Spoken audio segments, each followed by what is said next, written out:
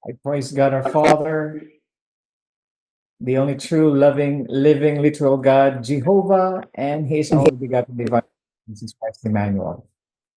Selamat sahabat buat kita semua, melalui kasih dari Bapaknya dan melalui anaknya yang tunggal untuk kita semua.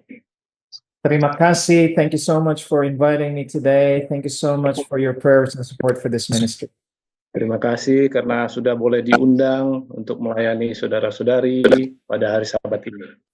How are you today, dearly beloved? Blessed Sabbath. Bagaimana kabar saudara-saudara sekalian semua? Selamat Sabat.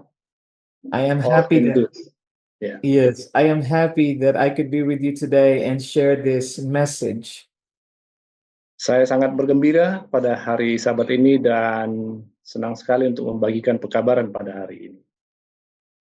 I would like to talk to you about sanctification.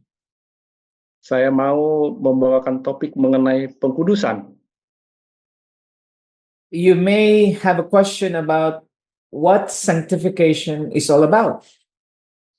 Anda mungkin memiliki pertanyaan, kira-kira mengenai apa pengkudusan ini? There are people who use the words justification, sanctification, glorification.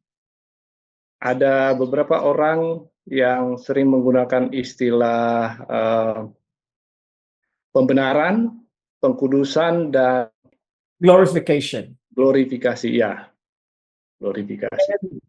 And we know from what we have heard or studied that justification is being made right with God through His Son Jesus Christ. Dan kita belajar bahwa pembenaran adalah kita sering belajar mengenai pembenaran bahwa kita benar di hadapan Allah. But what about sanctification? Dan bagaimana mengenai pengkudusan? You see, we may think that we are justified when we accepted Jesus, the Son of God, as our Savior. In the end, we are correct. We are going to be justified.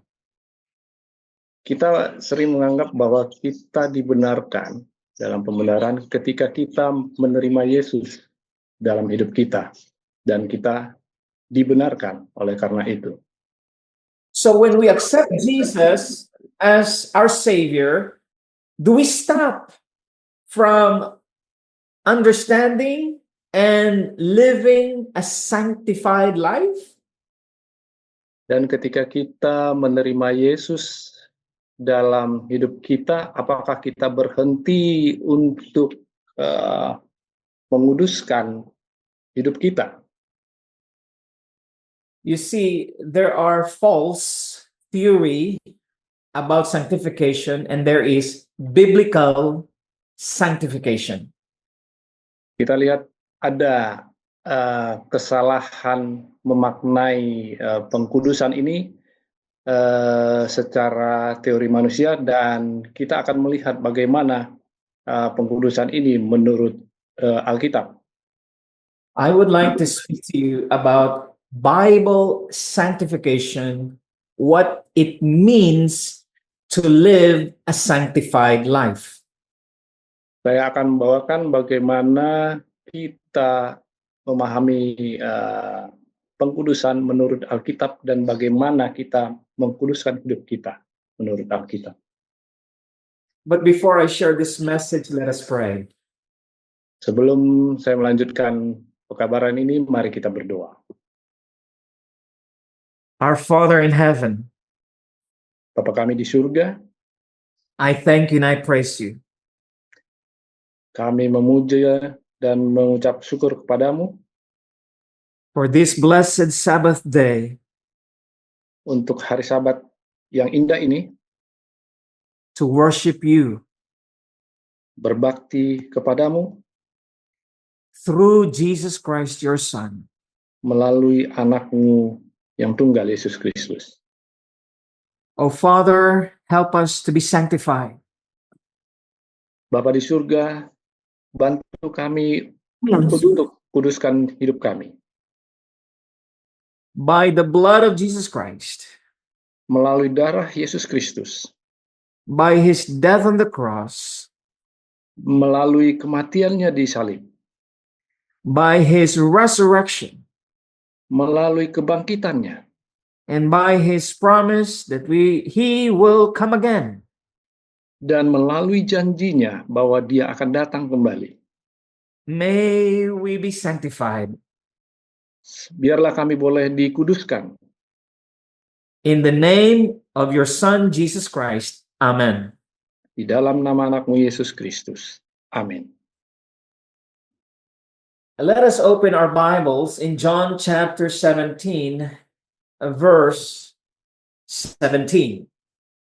Mari kita buka Alkitab kita di Yohanes 17 ayat 17. The Holy Word of God says, sanctify them through thy truth. Thy word is truth.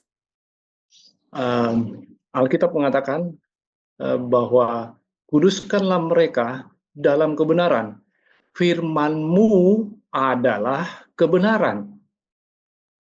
Remember that Jesus was praying to his Father on this last few moments of his life. Kita ingat saudara-saudara bahwa Yesus berdoa pada akhir-akhir di ujung akhir masanya di dunia. Jesus was invoking the name of his Father in heaven. Dia melibatkan Bapanya yang di surga. He was worshiping his Father in heaven. Dia berbakti kepada Bapanya yang di surga. Dia memuji kepada Bapanya di surga. The true God was in heaven. Di surga. True Son was on earth. Anak yang benar ada di bumi. Jesus was literally saying he was relying on his Father. Yesus benar-benar mengatakan bahwa dia benar-benar bergantung kepada Bapanya. Jesus was trusting his Father. Yesus sangat percaya kepada Bapanya. Jesus was not deceiving us to believe that he has no Father. Yesus tidak membohongi kita bahwa dia memiliki Bapa. The world today confuses who the true God is. Bahwa dunia sekarang membingungkan kita mengenai siapa sebenarnya Allah itu. There are popular Christians or Seventh-day Adventist preachers who say that Jesus is the true God. Ada beberapa pengkhotbah Advent yang populer yang mengatakan bahwa Yesus adalah satu-satunya Allah yang benar. But Jesus worshipped and prayed to his Father, and he said, "Thou art the true God." Tetapi Yesus katakan bahwa Bapanya, dia berbakti kepada Bapanya dan Bapanya adalah Allah yang benar. Who is sanctifying us? Siapa yang menyucikan kita, yang menguduskan kita? Jesus said, sanctify them through thy truth, pointing to heaven, pointing to his Father. Yesus katakan, kuduskanlah mereka dalam kebenaran. Itu menunjuk kepada Bapanya yang di surga. Friends, pay attention to what Jesus is saying. He is telling us to be sanctified by God, our Father. Ingat apa yang Yesus katakan, bahwa dia katakan bahwa kita dikuduskan oleh Bapanya yang di surga. The word of God our Father is truth. Kebenaran dari Bapanya adalah yang sesungguhnya. Now Jesus submitted to his Father. Sekarang Yesus menyerahkan keinginannya kepada tunduk kepada Bapanya. The problem today in our world is people would use the name Jesus and they forgot that Jesus honored his Father.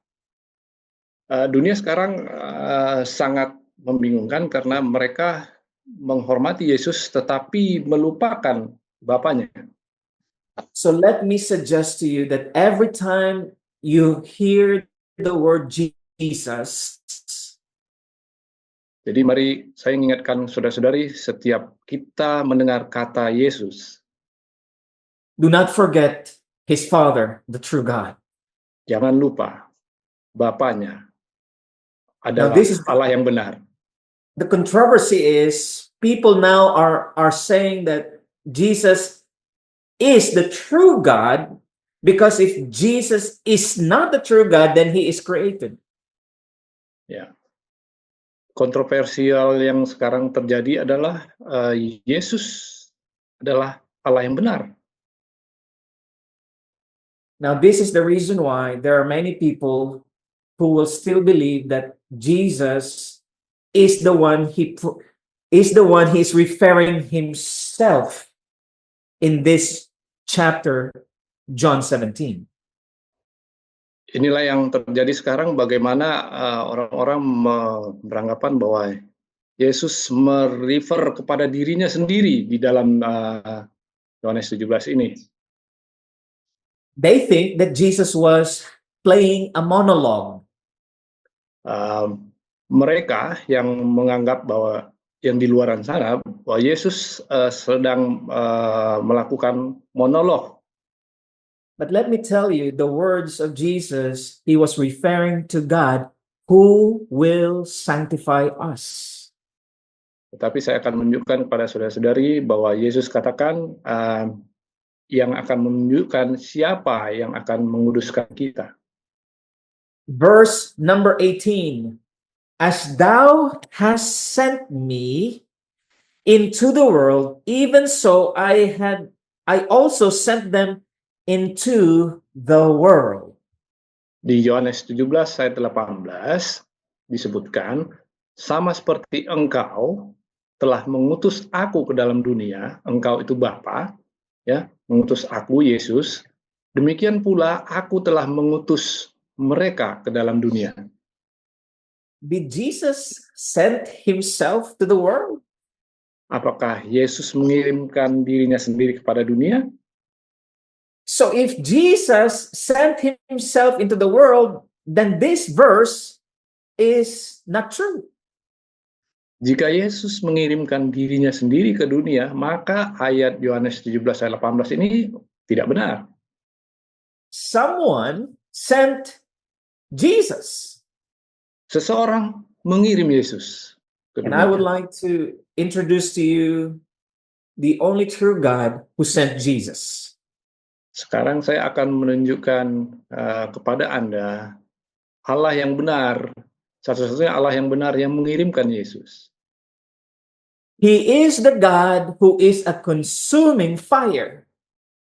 Dia adalah Allah yang penuh dengan api. He is the God who alone forgives. Dia adalah Allah yang selalu mengampuni. He is the God who alone is worthy of worship. Dialah Allah yang satu-satunya untuk disembah. And you might be asking, what about Jesus? Dan bagaimana dengan Yesus? Jesus exalted his Father. Yesus menghormati, memuji Bapaknya. The Father gives all authority, all glory to his Son, Jesus Christ. Bapa memberikan otoritas, kekuasaan, segalanya kepada anaknya. Because Jesus is the only way, the truth, and the life. No one comes to the Father except through Jesus Christ. Karena Yesus adalah kebenaran dan hidup, dan tidak ada seorang pun bisa datang kepada Bapa tanpa melalui Yesus. Verse number 19, and for their sakes I sanctify myself, that they also might be sanctified through the truth. Di Yohanes 17 ayat 19 selanjutnya dikatakan, Dan aku menguduskan diriku bagi mereka, supaya mereka pun dikuduskan dalam kebenaran. Jesus has a free choice. Yesus memiliki kebebasan memilih. You and I have a free choice. Saudara dan saya juga memiliki kebebasan memilih. Jesus said, I sanctify myself. Yesus katakan, aku menguduskan diriku sendiri. Jesus submitted to the word of God, his Father. Yesus tunduk kepada perintah Bapaknya. So we can also make the choice to be sanctified by the word of our Father. Jadi kita pun bisa memilih untuk dikuduskan oleh Bapa kita. Let us open another scripture in 1 Thessalonians chapter 5, verse 23. Kita Tesalonika 5 ayat 23. The word of God says, and the very God of peace sanctify you wholly, and I pray God, your whole spirit and soul and body be preserved blameless unto the coming of our Lord Jesus Christ. Saya bacakan bahasa Indonesianya, 1 Tesalonika 5 ayat 23. Semoga Allah damai sejahtera menguduskan kamu seluruhnya, dan semoga roh, jiwa, dan tubuhmu terpelihara sempurna dengan tak bercacat pada kedatangan Yesus Kristus, Tuhan kita. Remember, we have a spirit. We have our body and our living being, our soul. Saudara ingat bahwa kita memiliki tubuh, kita memiliki roh, kan kita memiliki jiwa kita. Our Father is a spirit. God is a spirit. He is a person. He's a being. Allah Bapa adalah roh. Dia adalah personal, perorangan. Jesus is also, he is divine and human. Yesus, dia adalah Allah dan manusia. Dia adalah Tuhan dan manusia. Jesus was also given the Spirit of God, and it's called the Spirit of Christ. Yesus juga memberikan roh Allah, yaitu yang disebut juga roh Kristus. Jesus indeed was just like us. He was a man. Yesus tidak lain, tidak bukan seperti kita. Dia juga adalah manusia. He was the divine begotten Son of God who became a man. Dia adalah anak Allah ilahi yang menjadi manusia. Now, do not ask me how did that happen. That is what we call the real mystery of godliness. Jangan tanya kepada saya bagaimana itu terjadi, tapi itu adalah misteri surga. Bagaimana terjadi? The mystery of godliness is that the divine was clothed with humanity. Itulah misteri misteri dari surga, bagaimana keilahian dibungkus oleh kemanusiaan. And the miraculous counterpart, the miraculous is we humans can partake of Christ's divinity. Dan sebaliknya, itulah keuntungannya bagi kita, bahwa kita sebagai manusia, kita dapat mengambil bagian keilahian Yesus itu. That is sanctification. Itulah penghudusan. We can partake.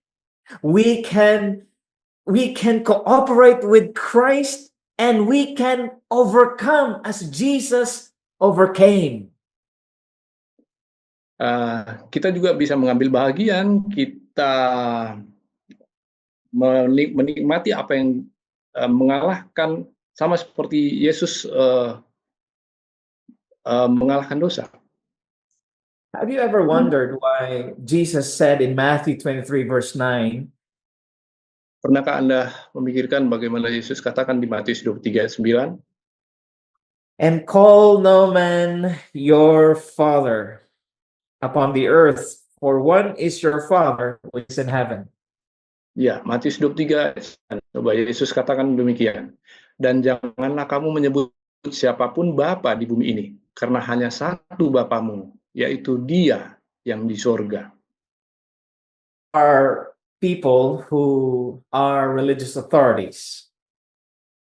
Ada orang-orang yang memiliki kekuasaan secara agama, And the authority is also, they are wanting to be called the title Father. dan kekuasaan itu, otoritas itu, mereka ada yang disebut sebagai Bapa juga. The Roman Catholic Church calls their priest Father. Gereja Katolik Roma menyebut imam mereka atau pendeta mereka sebagai Bapa. It means they have spiritual authority over the people in their churches. Jadi mereka memiliki kekuasaan, otoritas, kerohanian di gereja mereka bahwa atas jemaat-jemaatnya. But why did Jesus say, call no man your father upon the earth? Tapi kenapa Yesus katakan jangan kamu menyebut siapapun Bapa di bumi ini? Let me tell you, friends, human beings, their words cannot sanctify us.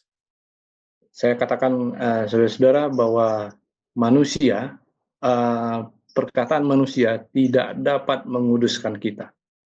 No church, creed, or statement can sanctify us.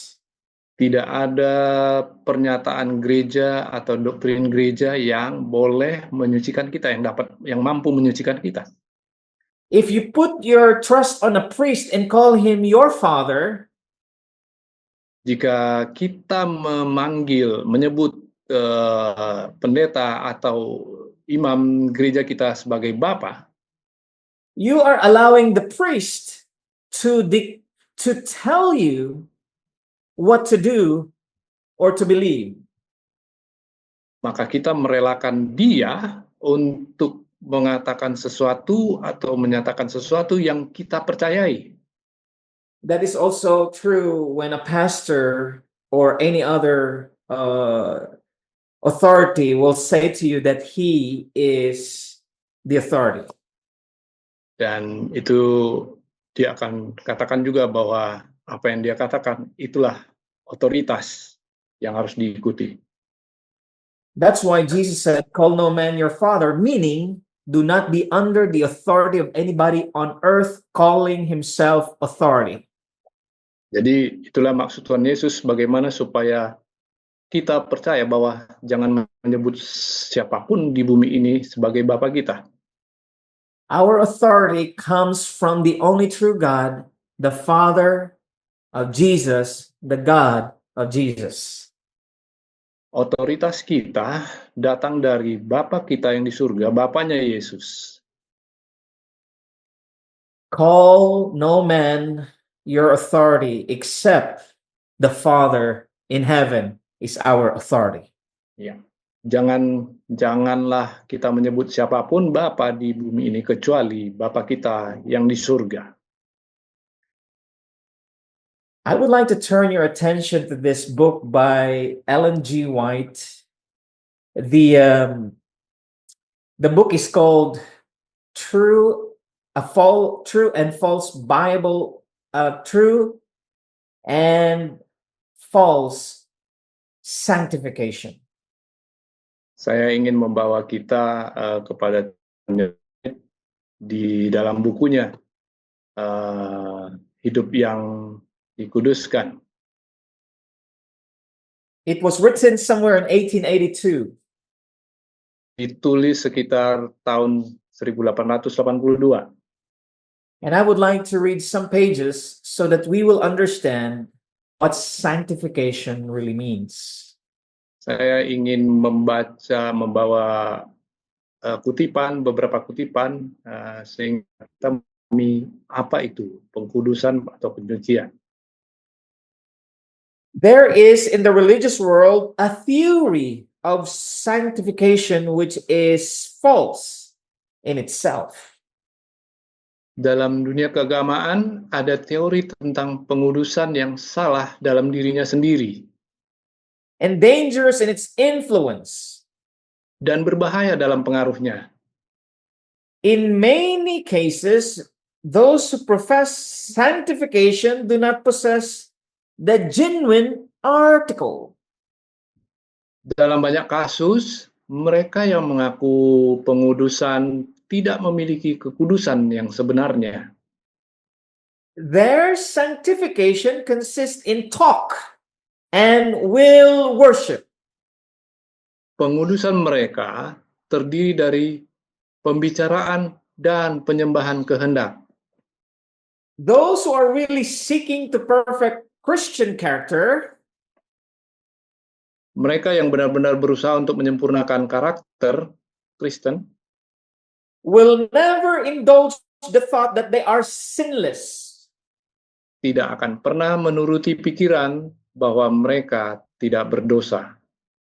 Their lives may be irreproachable. Hidup mereka boleh saja tidak bercelah. They may be living representatives of the truth. Mereka boleh saja menjadi wakil hidup dari kebenaran yang telah mereka terima. Which they have accepted. Yang mereka terima, oke. Next. But the more they discipline their minds Tetapi semakin mereka mendisiplinkan pikiran mereka to dwell upon the character of Christ, untuk merenungkan karakter Kristus, and the nearer they approach to his divine image, dan semakin dekat mereka mendekati gambar ilahinya, the more clearly they will discern its spotless perfection. untuk merenungkan karakter Kristus, dan semakin dekat mereka mendekati gambar ilahinya, semakin jelas mereka akan melihat kesempurnaan yang tak bernoda. And the more deeply will they feel their own defects. Dan semakin dalam mereka akan merasakan cacat mereka sendiri. When persons claim they are sanctified, Ketika ada seseorang menyatakan bahwa dia dikuduskan, they give sufficient evidence that they are far from being holy. mereka memberikan bukti yang cukup bahwa mereka jauh dari kekudusan. They fail to see their own weakness and destitution. Mereka gagal melihat kelemahan dan kekurangan mereka sendiri. They look upon themselves as reflecting the image of Christ. Mereka memandang diri mereka sendiri sebagai cerminan gambar Kristus. Because they have no true knowledge of Him. Karena mereka tidak memiliki pengetahuan sejati tentang Dia. The greater the distance between them and their Savior, Semakin jauh jarak antara mereka dan juru selamat mereka, the more righteous they appear in their own eyes. semakin benar mereka tampak di mata mereka sendiri. While with penitence and humble trust, Sementara dengan penyesalan dan kepercayaan yang rendah hati, we meditate upon Jesus, kita merenungkan Yesus, whom our sins have pierced and our sorrows have burdened. yang telah ditusuk oleh dosa-dosa kita dan dibebani oleh kesedihan kita. We may learn to walk in His footsteps. Kita dapat belajar untuk mengikuti jejak langkahnya. By beholding Him, we become changed into His divine likeness. Dengan memandangnya, kita diubahkan menjadi serupa dengan gambar ilahinya. And when this work is wrought in us, Dan ketika pekerjaan ini dilakukan di dalam kita, we shall claim no righteousness of our own, kita tidak akan mengklaim kebenaran kita sendiri, but shall exalt Jesus Christ, tetapi akan meninggikan Yesus While, Kristus. while we hang our helpless soul upon his merits. Sementara kita menggantungkan jiwa kita yang tak berdaya pada jasa-jasanya. Our Savior ever condemned self-righteousness. Juru selamat kita selalu mengutuk pembenaran diri sendiri.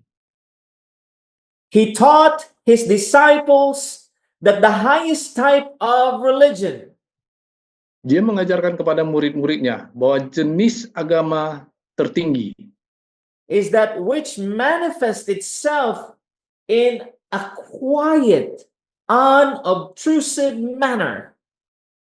adalah yang memanifestasikan dirinya dengan cara yang tenang dan tidak mencolok. He cautioned them to perform their deed of charity quietly, Dia memperingatkan mereka untuk melakukan perbuatan amal mereka dengan tenang, not for display, bukan untuk dipamerkan, not to be praised or honored of men, bukan untuk dipuji atau dihormati manusia, but for the glory of God, tetapi untuk kemuliaan Allah, expecting their reward hereafter. sambil mengharapkan pahala mereka di akhirat. If they should perform good deeds, Jika mereka melakukan perbuatan baik untuk dipuji to be lauded by men, ya oleh manusia, no reward would be given them by their Father in heaven. tidak ada pahala yang akan diberikan kepada mereka oleh Bapa mereka di surga. What a solemn thought for those of us who are in the truth. Sungguh suatu pemikiran yang mendalam bagi kita untuk direnungkan, bagi yang mencari kebenaran. This is a false and dangerous theories of sanctification. Berikut ini adalah teori-teori pengudusan yang salah dan berbahaya. Number one, those who profess sanctification. Nomor satu, mereka yang mengaku pengudusan. The word profess means to speak or to say. Kata mengaku adalah membicarakan, mengatakan, menyebutkan. It means that we should not even profess that we are sanctified. Artinya kita tidak perlu katakan, kita tidak perlu sebutkan bahwa kita mengaku kudus. Number two, consist of talk and will worship. Nomor dua, terdiri dari omongan dan penyembahan kehendak. We can profess to be Seventh-day Adventist. Kita boleh mengaku menjadi seorang Masehi Advent hari ke-7. But we may not experience true sanctification. Tetapi kita tidak memiliki pengalaman pengudusan itu. We may talk and we will worship, but that doesn't mean we are sanctified. Kita boleh mengatakan dan kita berbakti, tetapi itu belum pengudusan. Now, the next point that Sister White mentioned is indulge the thought that they are sinless.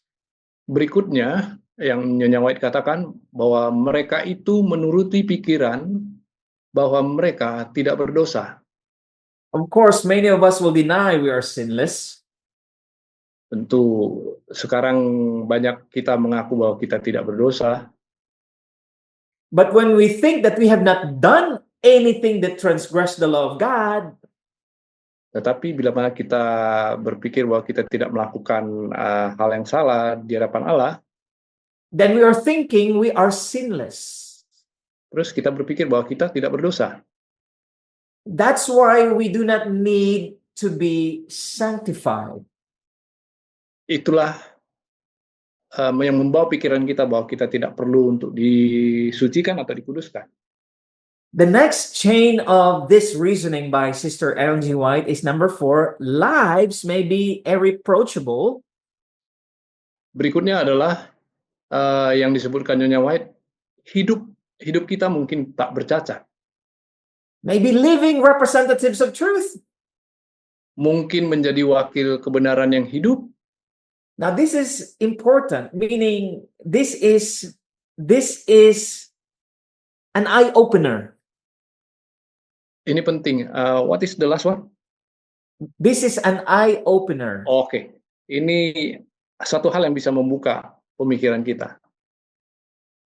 We who believe in the one true God our Father may be correct, and His only begotten Son, we are correct. Kita sebagai orang yang percaya kepada satu-satunya Allah yang benar, mungkin benar. Dan juga kepada anaknya yang tunggal, mungkin benar. Our lives may be irreproachable. Our reputation may be very good. Hidup kita mungkin tak bercacat, dan hidup kita mungkin sangat baik. People may think good or say good about us. Orang-orang akan mengatakan, berpikir mengenai hal-hal yang baik mengenai kita. We are living representatives of truth, meaning we are speaking the truth. Kita menjadi wakil kebenaran yang hidup, yang artinya kita memang selalu mengatakan hal-hal yang benar. Sister White says, but if there is no deep feeling of own character defects. Tetapi Nyonya White katakan, tetapi jika tidak ada perasaan mendalam tentang deep feeling, right? Yes, deep Okay. feelings. Perasaan mendalam.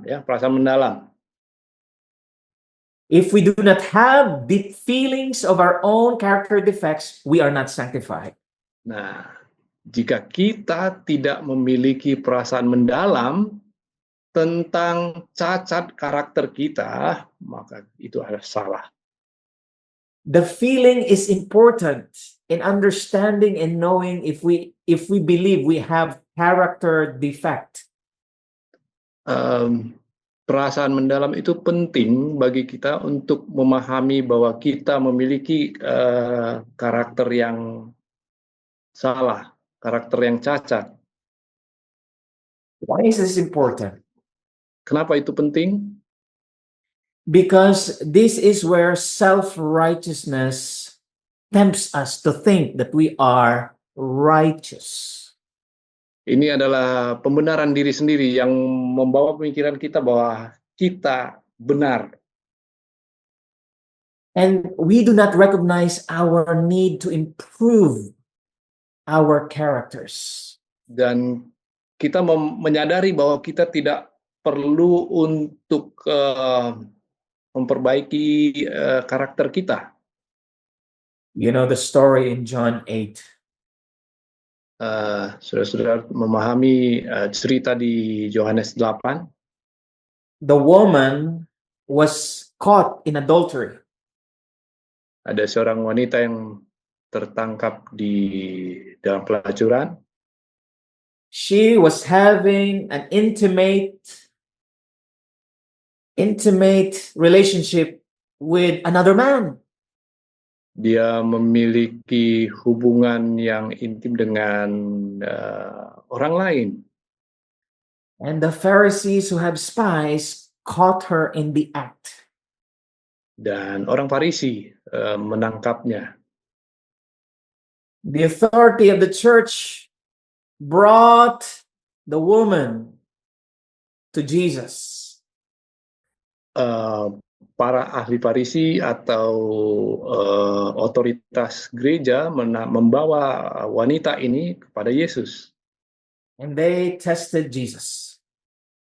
Mereka menguji Yesus. To the law of Moses, caught in adultery shall be stoned. Pada hukum Musa, orang yang melakukan perzinahan maka dia akan dilempari batu.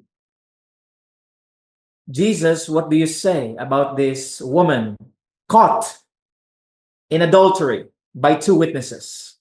Yesus, apa yang akan kamu katakan mengenai wanita ini? Quietly, Christ wrote on the ground. Yesus menulis sesuatu di tanah.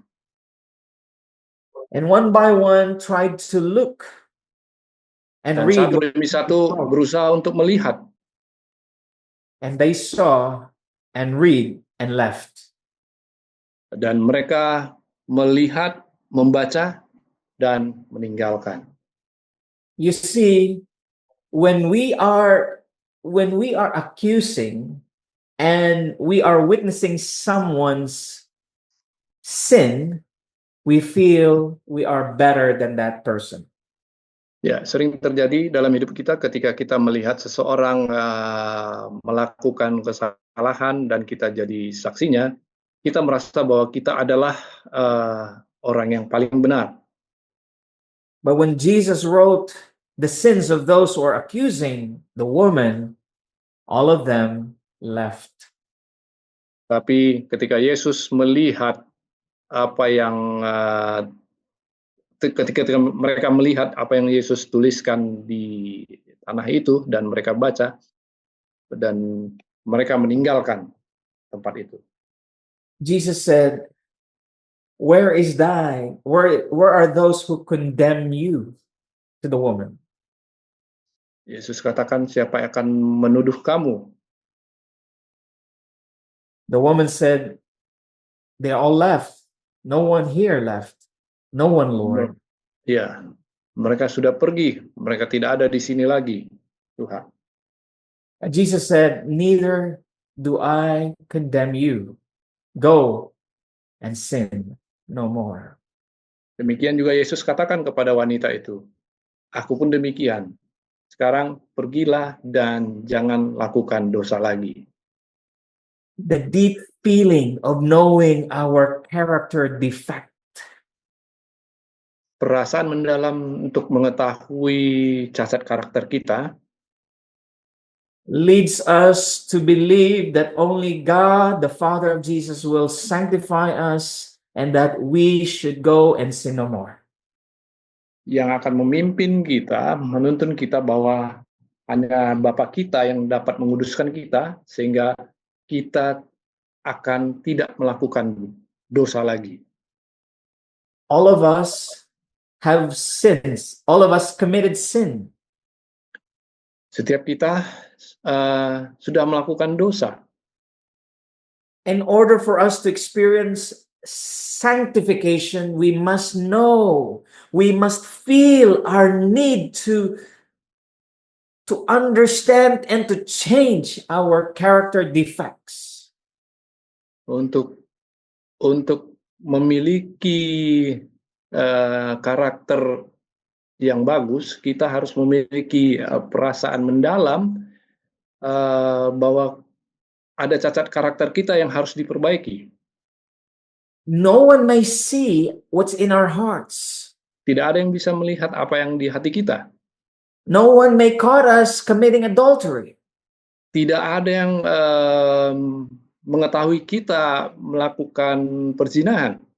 But if we lust after a woman in our room, on the internet, we are still committing adultery.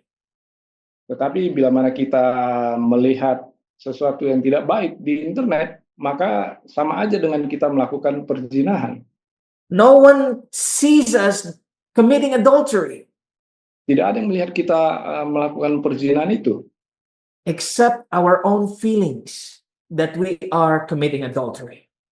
Kecuali kita sendiri yang melihat diri kita sendiri bahwa kita melihat melakukan perzinahan itu. We will know if we have violated the law of God. Kita sendiri yang tahu bahwa kita melakukan pelanggaran hukum Allah. And if we appear to be the next day or on the Sabbath in church, dan ketika esok harinya hari Sabat kita muncul di gereja pada hari Sabat, that doesn't mean we are sanctified. Itu bukan berarti kita dikuduskan. Friends, do you understand what sanctification is all about? Saudara-saudara, apakah kita memahami sekarang apa maksud dari pengkudusan itu? It is not profession. itu bukan pengakuan, bukan hanya pengakuan. It is not talk and you do worship. Itu bukan hanya diucapkan dan melakukan perbaktian.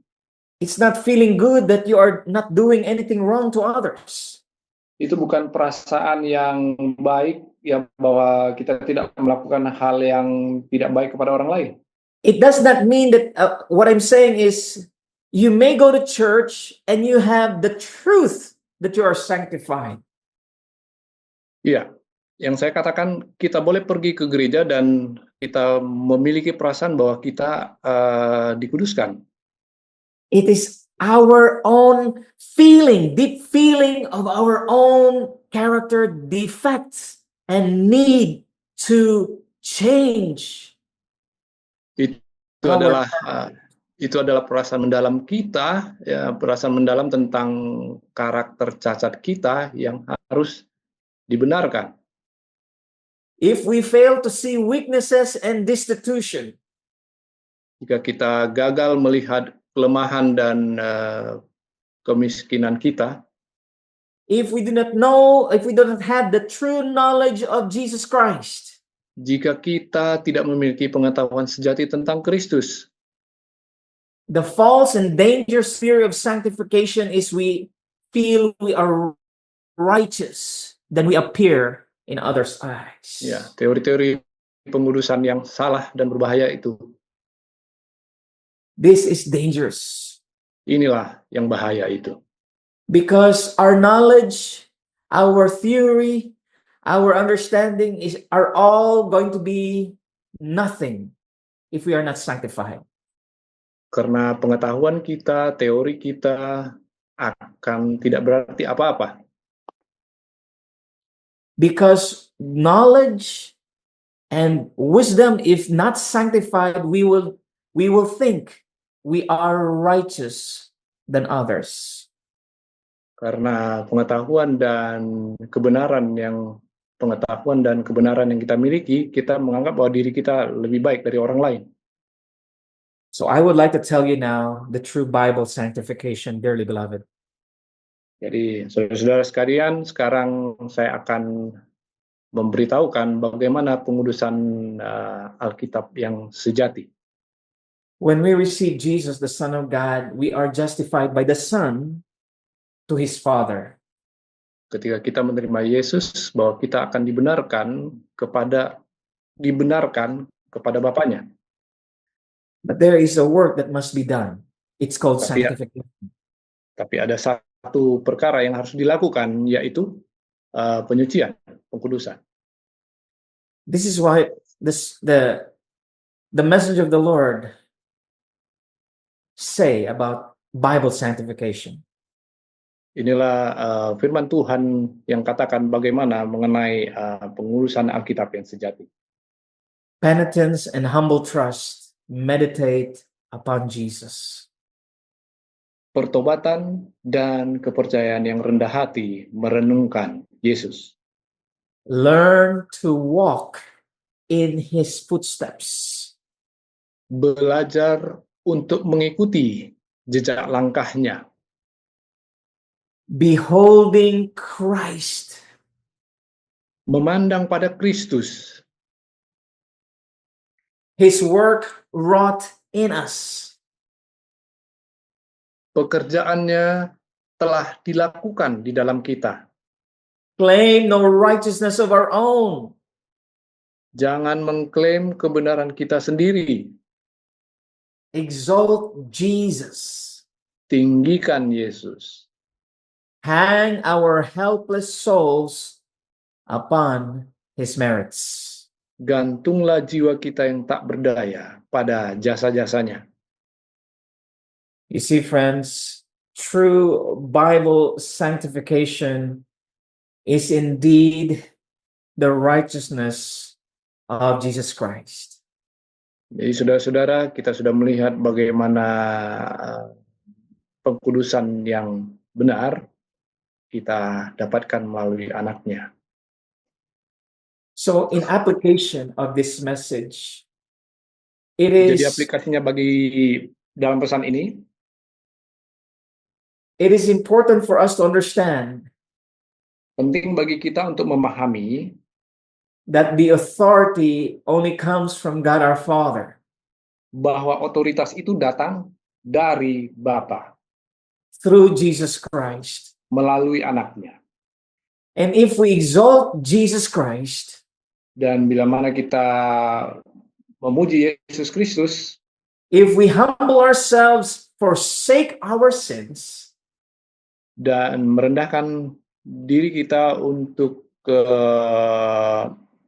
mengaku dosa kita, turn from our wicked ways, dan berbalik dari langkah-langkah kita yang salah, and call upon the name of the Lord, dan menyebut nama Yesus, Tuhan kita, then we will do justly. dan kita melakukan hal yang benar, We will do mercy. kita akan melakukan hal yang benar, And we will walk humbly before our God. dan kita akan berjalan dengan rendah hati di depan Tuhan kita. Therefore, we will not be accusing other people. Itulah yang akan membawa kita bahwa kita tidak akan menuduh orang lain. We will not be hating other people. Kita tidak akan membenci saudara-saudara kita yang lain. We will not be slandering other people. Kita tidak akan menuduh orang lain. We will not covet other people's belongings. Kita tidak akan jadi tamak kepada orang lain. Because we know our true condition. Karena kita memahami kondisi kita yang sebenarnya. Ya, greedy itu mengingini, ya.